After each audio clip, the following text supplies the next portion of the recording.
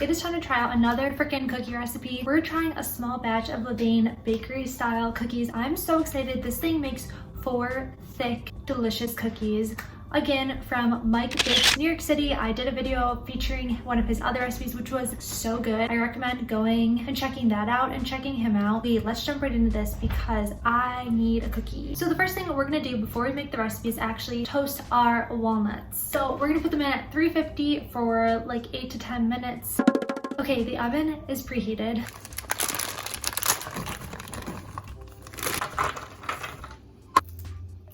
Toasted walnuts are done. They just come with such a nice toasted buttery taste. I love it.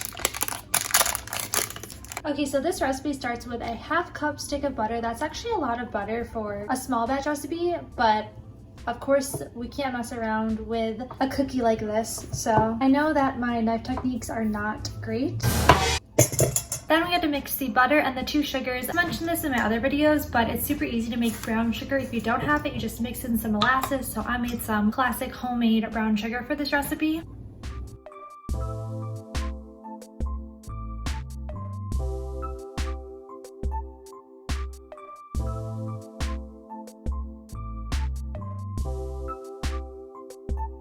Then you're supposed to mix this with a stand mixer for about 5 minutes until it's fully incorporated. This is a little different than the other Levain recipes I've tried. A lot of times the other ones just kind of want the ingredients barely mixed. So this one's taking it on a different technique that I'm interested to see how it will turn out. And then you have to beat in 1 large egg and vanilla extract, which I don't have vanilla extract right now, so we're just gonna slide by that, but I think we'll be okay. So here is the butter, sugar, and the egg all mixed together. Thankfully, we can now use our handy dandy spatula to mix the rest of this. Sometimes I get a little worried using my stand mixer because I don't know, it's a little sketchy. It gets a little like hot and weird. Now we need to add in equal parts of regular flour and cake flour.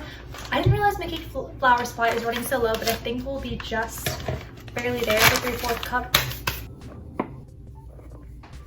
Okay, so both the cake flour and all-purpose flour is in. If you've never used cake flour, just look how much lighter it is looking and the difference than the all-purpose flour, which is over here. Kind of cool. The next thing we need to do is add in cornstarch and baking soda.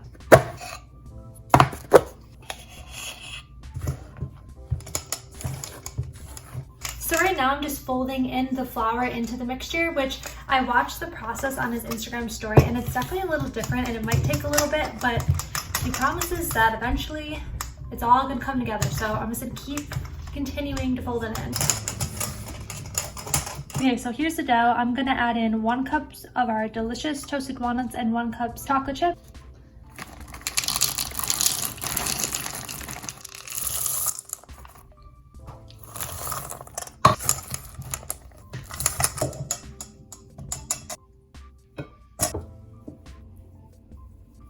Look how freaking ginormous these things are. I did my best to just mush them together. I didn't put them into like uniform balls.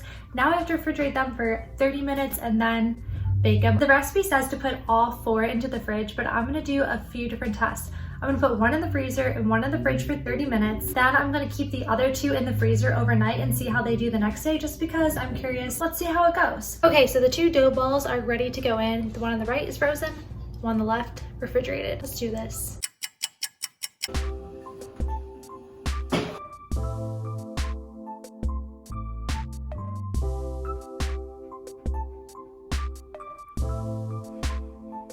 Holy crap, these things are ginormous. They turned out, honestly, the best looking of all the Levain cookie recipes I've tried. I'm not even kidding. Look at this monster. So I've let it sit 10 minutes on the pan, and now let's break it open and then, most importantly, taste this thing. Let's get a close-up for you. See the inside.